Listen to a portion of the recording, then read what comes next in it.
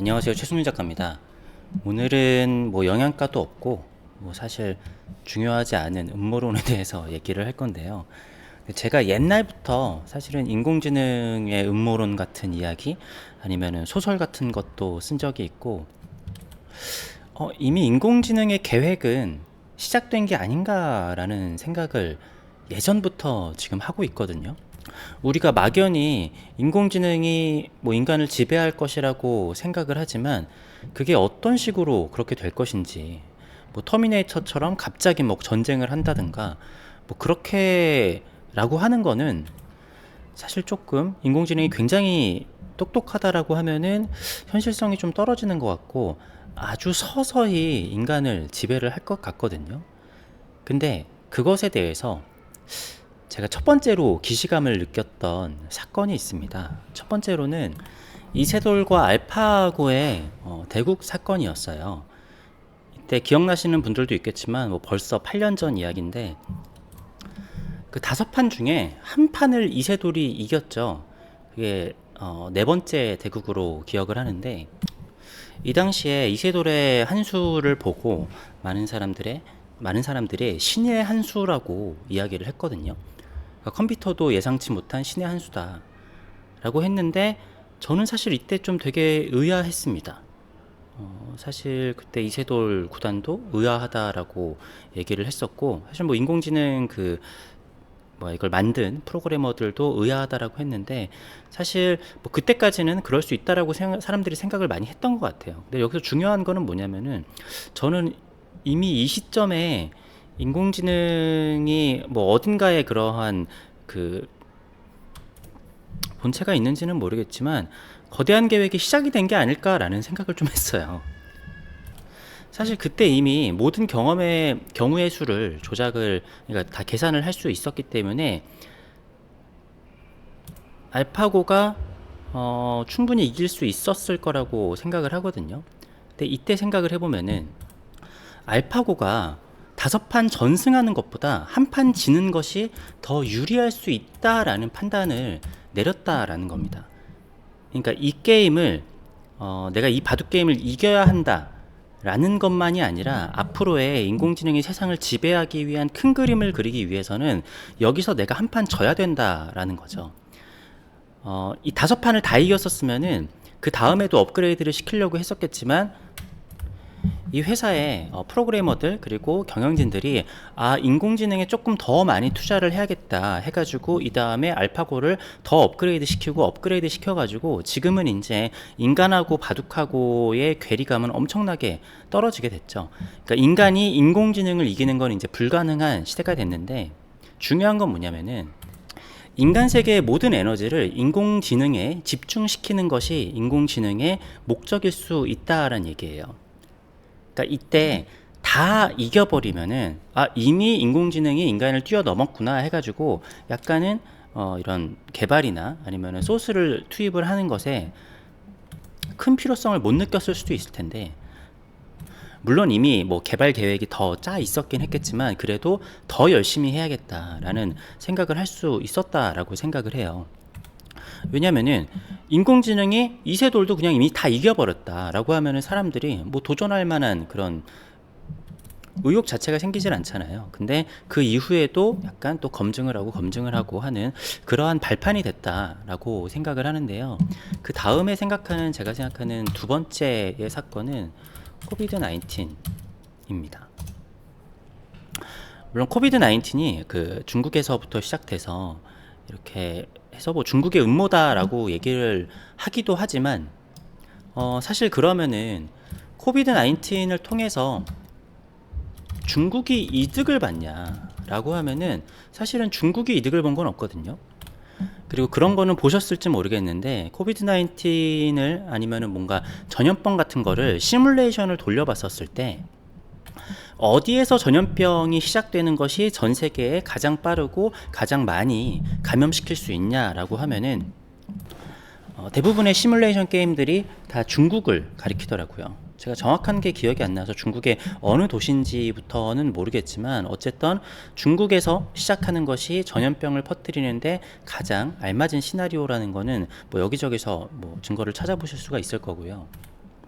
그리고 이거는 확실한지까지는 모르겠지만 제가 본 뉴스들에서는 코비드 19은 실험실에서 인위적으로 만들어진 바이러스다라는 이야기들이 많았어요. 실제로 그러니까 전 세계에 이 바이러스를 퍼뜨리려고 인위적으로 만든 거죠. 근데 이것으로 이득을 본 사람은 사실은 없어요. 그러니까 중국이 퍼뜨렸으면 중국이 이득을 봐야 되고, 뭐 제약사가 이걸로 이득을 봤다라는 이야기도 있지만, 이 전 세계적으로 이런 거를 해가지고 제약사가 이득을 본 거는 그렇게까지 또 크다라고 보기는 좀 어렵다라는 생각이 들거든요.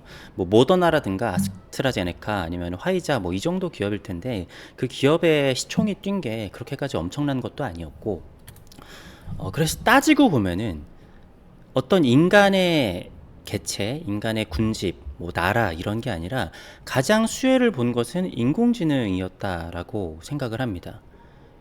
그러니까 우리가 인공지능에 대해서 본격적으로 개발을 물론 그 전부터 하고 있었지만 더 집중을 해야 된다라고 했었던 게 저는 코비드 19 때부터라고 생각을 하거든요.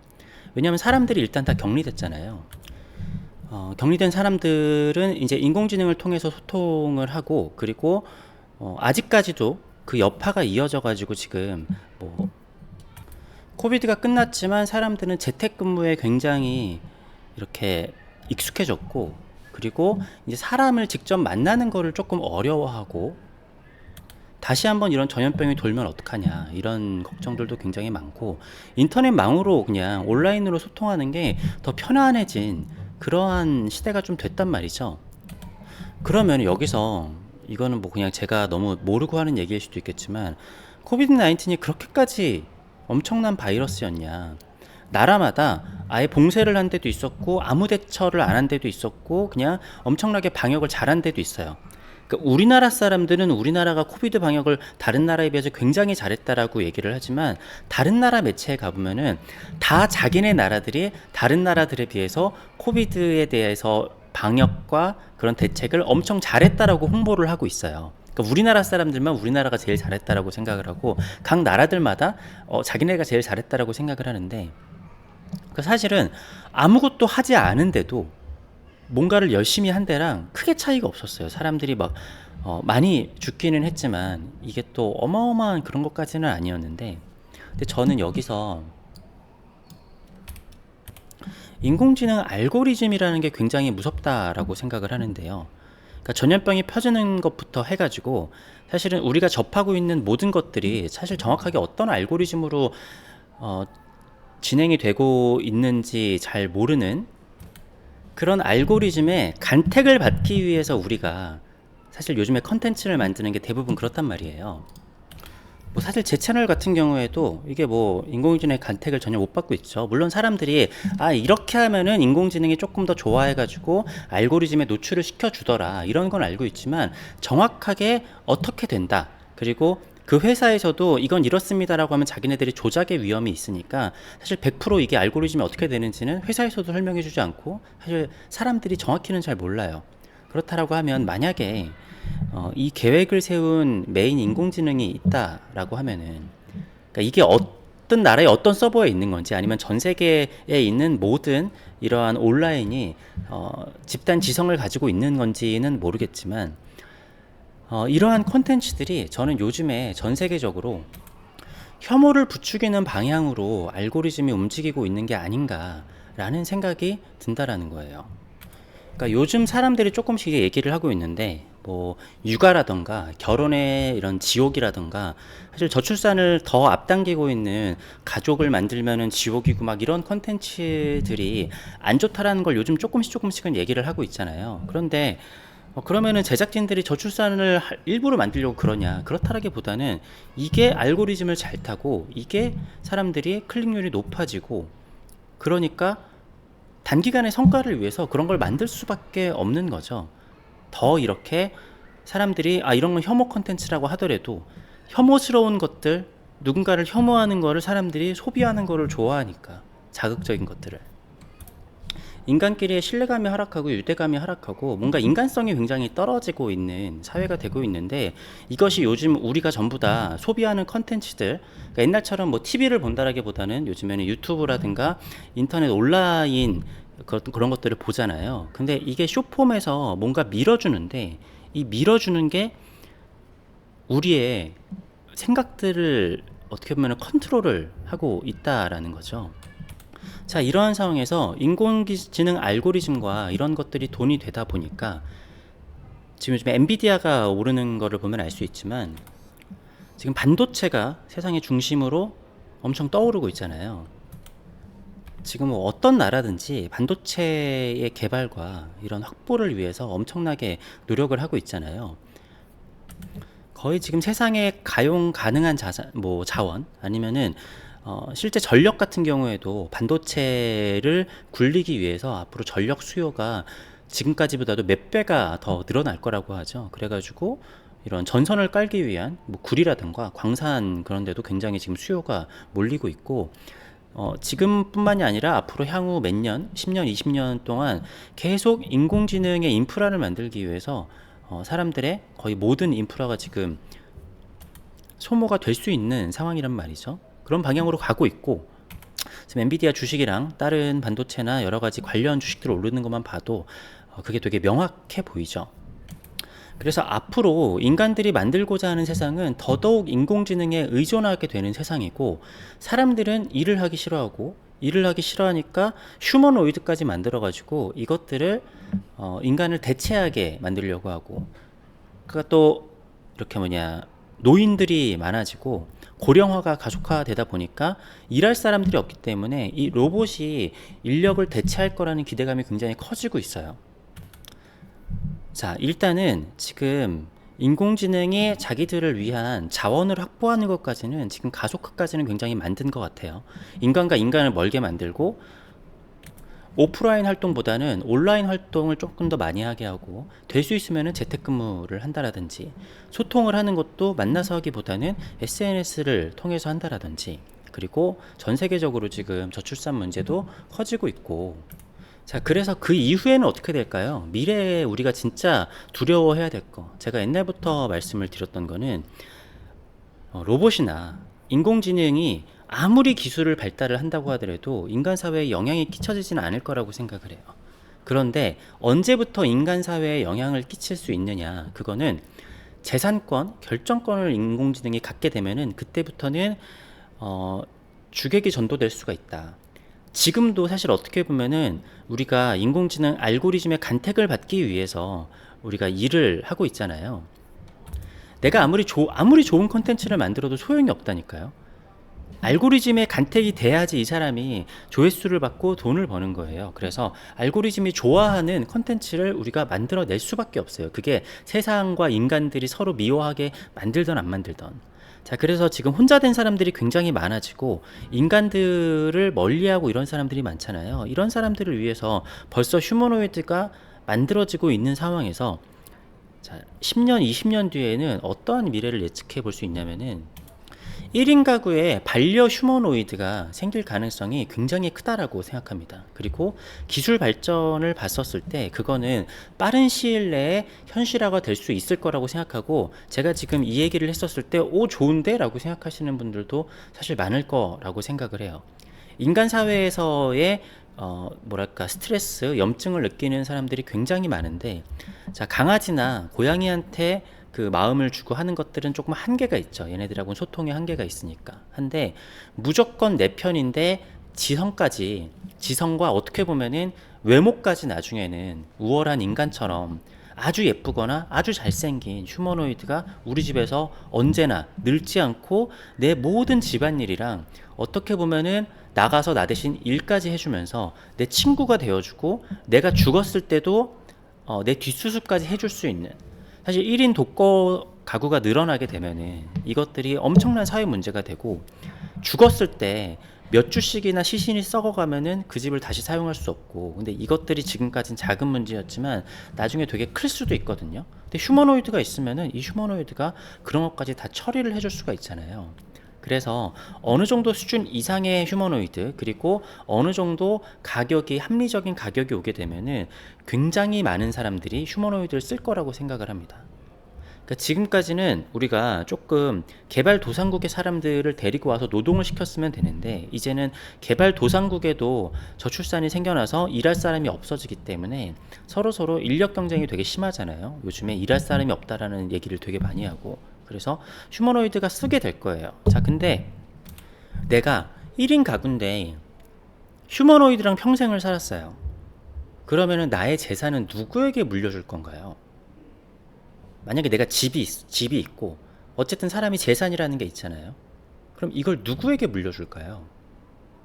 물론 이게 법이 어떻게 될지는 모르겠지만 다른 인간들에게 주거나 하는 것보다 내 인생에 가장 나에게 편안함을 줬고 내 인생의 가장 큰 동반자라고 느꼈었던 휴머노이드에게 재산을 물려주고 싶어 하는 사람들이 꽤나 많아질 수도 있을 거라고 생각을 합니다.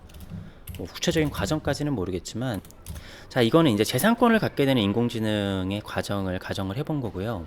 자, 결정권을 갖게 되는 거는 뭐냐면은, 물론 재산권을 갖게 되면은 결정권을 가질 수 있습니다. 인간 사회라는 거는 자원을 뺏고 어떻게 하면은 서로 가져올 수 있느냐의 싸움이기 때문에, 예를 들어 내가 돈이라는 자원이 있으면은 이거를 어떻게 뺏어올까, 내가 얼마나 좋은 제품을 만들어서 저 사람이 나한테 돈을 가져오게 할까의 싸움이잖아요. 인공지능이 돈을 갖게 되고 재산을 갖게 된다라고 하면은 그거에 맞춰가지고 인공지능을 위해서 뭔가를 만들어내고 광고를 하고 이런 세상이 올 수도 있거든요. 마치 우리가 지금도 인공지능 알고리즘을 위해서 컨텐츠를 만들게 되듯이 이것도 결정권에 포함이 되지만, 자, 지금 인공지능이 고도화가 되면은 어떤 게 생겨날 수 있을까요? 자, 사소한 일부터 그 결정권을 인공지능에 맡기게 되는 세상이 올 수 있습니다. 자, 예를 들어서 지금 뭐 검사 아니면 판사 같은 경우에 그분들이 하루에 보는 그 일 처리의 양이 엄청나다라고 하죠. 그래가지고 우리나라는 좀 비교적 빨리 되는 경우들이 많지만 외국 같은 경우에는 뭐 사소한 판결 하나 나는데도 어마어마한 시간이 드는 경우가 있어요. 근데 이게 한 사람이 처리할 일이 너무 많은 거거든요. 근데 이 많은 일들이 대부분은 사실은 판례에 따라서, 그리고 뭔가 결정을 하는 데 있어서 그렇게 오랜 시간이 걸리는 건 아니에요. 대충 보고 이건 이거구나, 이건 이거구나 라고 하더라도 워낙에 양이 많기 때문에 이게 소화가 잘 안 되는 건데, 사실 이러한 일들은 인공지능에 맡기는 게 더 좋을 수도 있어요. 아니라고 하시는 분들도 있을 수 있지만, 굉장히 이게 고도화가 되다 보면은 언젠가는 인간보다 인공지능의 그 결정을 더 신뢰하는 날이 올 수도 있습니다. 그러니까 아주 후에 완전한 주도권이 넘어가기 전까지는 인공지능보다 인간이 가장 중요한 결정을 하는 게 맞다라고 생각하는 사람들이 있겠지만, 인간들이 봤었을 때 그렇게 어렵지 않은 거, 예를 들어 자율주행을 할 때도 그냥 직진을 한다라든가 차선을 지킨다라든가, 그러니까 톨게이트를 빠져나가서 이렇게 곡선을 운영하는 거 말고 직진 같은 경우에는 요즘에 사실 제가 하는 것보다 그냥 자율주행이 더 잘하는 것 같잖아요. 그러니까 그런 거랑 마찬가지로 너무 쉬운 결정이지만 이게 인간이 하기에는 너무 소요가 많이 되는 것들은 인공지능의 결정에 인공지능에게 맡기는 경우가 생기게 될 텐데, 그렇게 되면은 법률 이런 판사가 판결하는 경우에도 인공지능이 사실 전체의 한 대다수를 판결하는 그런 상황이 올 수도 있습니다. 이미 지금 많은 기업들에서 콜센터 같은 것들을 없애고 인공지능의 대응을 하고 있잖아요. 지금 불편하지만. 근데 이미 그렇게 바꿔버렸는데 어떡해요. 그리고 이게 갈수록 좀 나아지겠죠. 그리고 나아지고 있다라는 거를 결과물로 보여주고 있고요. 그래서 이게 처음엔 이렇지만 가면 갈수록 인공지능의 결정을 대신하게 되면은 우리 다음 세대들 같은 경우에는 이 결정을 한다라는 걸 자체를 인공지능이 대신하는 게 아니라 애초에 이거는 인공지능이 하는 것이다 라고 생각할 수도 있어요. 그래서 그러한 사소한 결정을 왜 이렇게 하게 됐는지조차도 모를 수도 있죠. 자, 그래서 결론적으로는 매트릭스 같은 세상이 올 것인지, 그러니까 매트릭스 속에 사는 인간들도 자기네들이 조종당하고 있는 걸 모르잖아요. 그런데 우리 그냥 평화롭게 잘 살고 있다라고 생각을 했는데, 어쩌다 보니까 세상의 모든 결정은 인공지능이 하고 있고, 어떻게 보면은 알고리즘에 의해서 남녀가 만나거나 아니면은 누군가가 싸우거나 전쟁을 일으키거나 하는 것도 알고리즘을 통해서 어떠한 미디어를 이렇게 노출해 주느냐를 할 수 있는 결정권이 사실 지금도 어떻게 보면 인공지능 알고리즘에 있다라고 생각을 하기 때문에 이것의 지배력이 점점 더 강해지고 인간이 가지고 있는 모든 자원들을 인공지능에 지금 쏟아붓고 있는 상황에서 그렇게 될 수도 있지 않을까라는 음모론을 생각해 봤는데, 제가 8년 전에 이세돌과 알파고의 대국을 할 때 느꼈던 기시감에서부터 저는 코비드에다가 지금 인공지능에 이렇게까지 하는 걸 보면은 너무 이렇게 인공지능의 세상이 딱딱딱 오는 게 아닌가. 그러니까 인공지능이 학습을 했다라고 하면은 인류의 역사를 학습을 했을 거 아니에요. 어떻게 하면은 이 적을 무너뜨릴 수 있을 것인가. 대부분은 우리는 성벽을 무너뜨리는 것을 생각하지만 대부분이 무너지는 거는 내부의 분란부터 일으키거든요. 가장 쉬운 건 이거예요. 너네들 중에 지금 항복하면은 다 살려주겠다라고 하면은 이 말 자체만으로도 성 안에 있는 사람들은 싸워요. 누구는 항복하자 그러고 누구는 항복하지 말자라는 파로 무조건 나뉘게 되거든요. 그래가지고 대부분은 그 안에서 분란이 일으키고 그러면서 분란 때문에 망하는 경우가 사실은 공성전에서 훨씬 더 많은 거죠. 실제로 공격을 해가지고 이렇게 성을 무너뜨렸다라기보다는. 그래서 인공지능이 자기네들의 저는 알파고 때부터 미래 시나리오를 쫙 해봤었을 때 이런 식으로 해야지 인공지능의 세상이 오겠구나라고 생각하지는 않았을까라고 음모론을 생각해봤습니다. 시잘데없는 소리이기 때문에 만약에 여기 반론을 제기하신다면은 반론을 제기하시는 분의 말이 다 맞습니다. 감사합니다.